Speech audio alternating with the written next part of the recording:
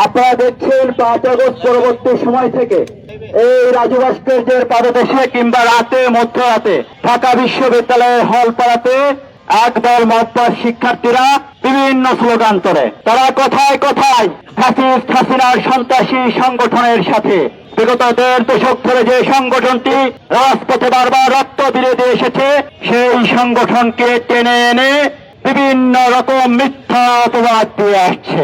এই মিথ্যাচারের সংগঠন, এই পরাজিতদের সংগঠন, যারা বাংলাদেশের ইতিহাস থেকে শুরু করে অভ্যুত্থানের ইতিহাসে বারবার এই দেশের জনগণের কাছে পরাজিত হয়েছে। 5 আগস্টের পরবর্তী সময়ে সাধারণ শিক্ষার্থীদেরকে বিভিন্ন ভাবে বিভ্রান্ত করে তারা মত তৈরি করে বিভিন্ন শিক্ষা প্রতিষ্ঠানে সাধারণ শিক্ষার্থীদেরকে বারবার প্রতারিত করে আসছে। আজকে সেই সন্ত্রাসী সংগঠন যাদের নামের আগে বিশেষণ হিসেবে আল বদর আল শামস, ছাত্র সংঘ, রাজাকারের সহযোগী, বাংলাদেশে বিরোধী, এরকম শত শত বিশেষণ যোগ করা যায়। তারা এই বাংলাদেশের জাতীয়তাবাদী ছাত্র দলের সহনশীল রাজনীতির সুযোগ নিয়ে বিভিন্ন সময় মিথ্যা চ্যালেঞ্জ দিয়ে যাচ্ছে।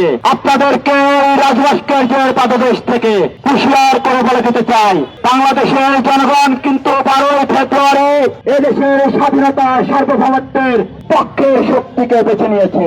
সুতরাং বাংলাদেশের শিক্ষা প্রতিষ্ঠানে রাজনীতি করতে হলে, বাংলাদেশের রাজনীতি করতে হলে বাংলাদেশের স্বাধীনতা সার্বভৌমত্ব বিশ্বাসের পাশাপাশি এদেশের আবহমান কালের শত শত বছরের যে সংস্কৃতি রয়েছে সেই সংস্কৃতিকে ধারণ করতে হবে। সেই সংস্কৃতির বদলে কেউ যদি বাংলাদেশের সন্ত্রাসের রাজত্ব কায়েম করতে চায়, শিক্ষার্থীদেরকে বিভ্রান্ত করতে চায়, বাংলাদেশের জাতীয়তাবাদী ছাত্র দল বিগত 17 বছর প্রকাশ্যে যেভাবে ছাত্রলীগের সন্ত্রাসীদের বিরুদ্ধে রাজপথ আন্দোলন সংগ্রাম করেছে, যে ভাষায় প্রতিবাদ করেছে, ঠিক সেই ভাষায় আপনাদের বিরুদ্ধে প্রতিরোধ করে তুলবে।